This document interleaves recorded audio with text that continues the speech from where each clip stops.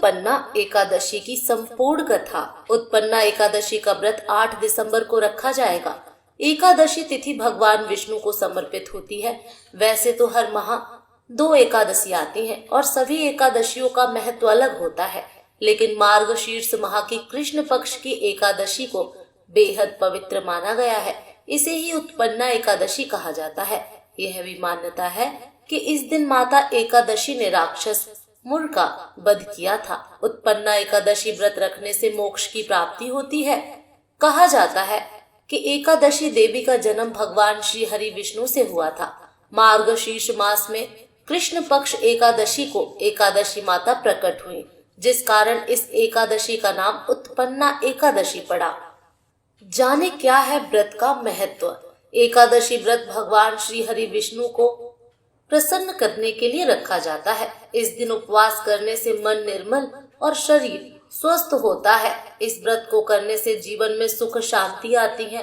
इस व्रत के प्रभाव से भगवान श्री हरि विष्णु के परम धाम का वास प्राप्त होता है।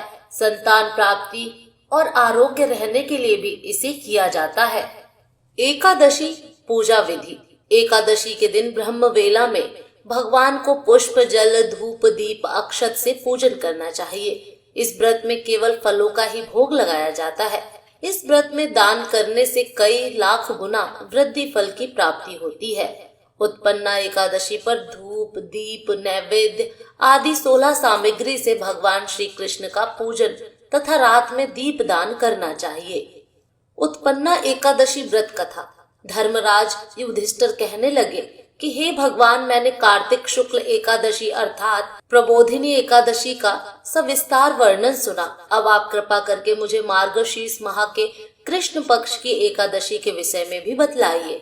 इस एकादशी का क्या नाम है तथा इसके व्रत का क्या विधान है, इसकी विधि क्या है, इसका व्रत करने से किस फल की प्राप्ति होती है, कृपया यह सब विधान पूर्वक कहिए। युधिष्ठिर कहने लगे कि हे भगवान, आपने हजारों यज्ञ और लाख गौदान को भी एकादशी व्रत के बराबर नहीं बताया, सो यह तिथि सब तिथियों से उत्तम कैसे हुई, बताइए। भगवान श्री कृष्ण बोले, मार्गशीर्ष माह के कृष्ण पक्ष में आने वाली इस एकादशी को उत्पन्ना एकादशी कहा जाता है।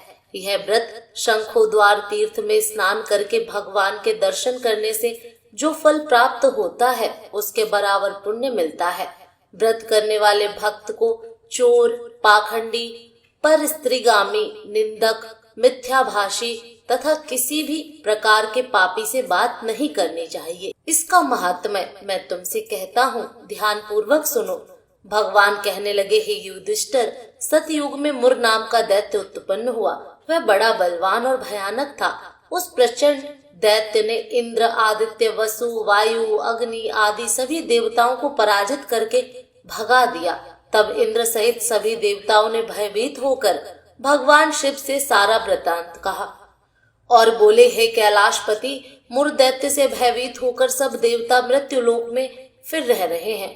तब भगवान शिव ने कहा, हे देवताओं, तीनों लोकों के स्वामी, भक्तों के दुखों का नाश करने वाले भगवान विष्णु की शरण में जाओ, वे ही तुम्हारे दुखों को दूर कर सकते हैं। शिव जी के ऐसे वचन सुनकर सभी देवता क्षीर सागर में पहुंचे। वहां भगवान को शयन करते देख हाथ जोड़कर उनकी स्तुति करने लगे कि हे देवताओं द्वारा स्तुति करने योग्य प्रभु, आपको बारंबार नमस्कार है। देवताओं की रक्षा करने वाले मधुसूदन, आपको नमस्कार है। आप हमारी रक्षा करें। दैत्यों से भयभीत होकर हम सब आपकी शरण में आए हैं। आप इस संसार के कर्ता, माता पिता, उत्पत्ति और पालन करता और संहार करने वाले हैं। सबको शांति प्रदान करने वाले हैं। आकाश और पाताल भी आप ही हैं।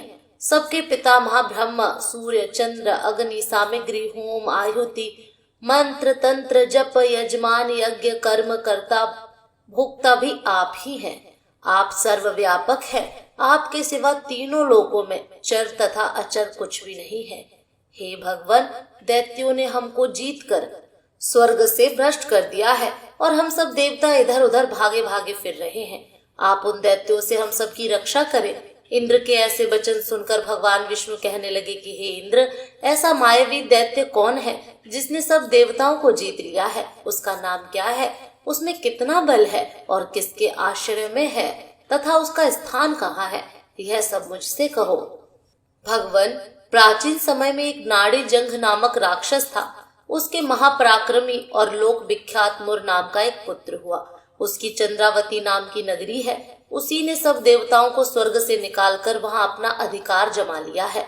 उसने इंद्र, अग्नि, वरुण, यम, वायु, ईश, चंद्रमा, नक्षत्र आदि सबके स्थान पर अधिकार कर लिया है। सूर्य बनकर स्वयं ही प्रकाश करता है, स्वयं ही मेघ बन बैठा है और सबसे अजय है। हे असुर निकंदन, उस दुष्ट को मारकर देवताओं को अजय बनाइए। यह वचन सुनकर भगवान ने कहा, हे देवताओं, मैं शीघ्र ही उसका संहार करूंगा। तुम चंद्रावती नगरी जाओ। इस प्रकार कहकर भगवान सहित सभी देवताओं ने चंद्रावती नगरी की ओर प्रस्थान किया। उस समय दैत्य मुर सेना सहित युद्ध भूमि में गरज रहा था। उसकी भयानक गर्जना सुनकर सभी देवता भय के मारे चारों दिशाओं में भागने लगे। जब स्वयं भगवान रणभूमि में आए तो दैत्य उन पर भी अस्त्र शस्त्र आयुध लेकर दौड़े। भगवान ने उन्हें सर्प के समान अपने बाणों से बींध डाला। बहुत से दैत्य मारे गए, केवल मुर बचा रहा। वह अविचल भाव से भगवान के साथ युद्ध करता रहा। भगवान जो भी तीक्ष्ण बाण चलाते वह उसके लिए पुष्प सिद्ध होता।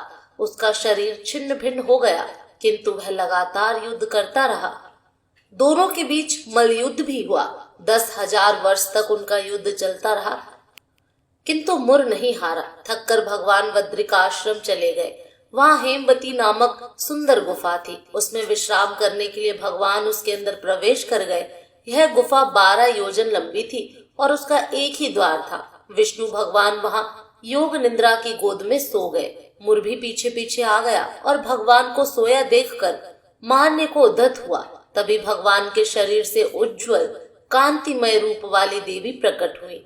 देवी ने राक्षस मुर को ललकारा, युद्ध किया और उसे तत्काल मौत के घाट उतार दिया।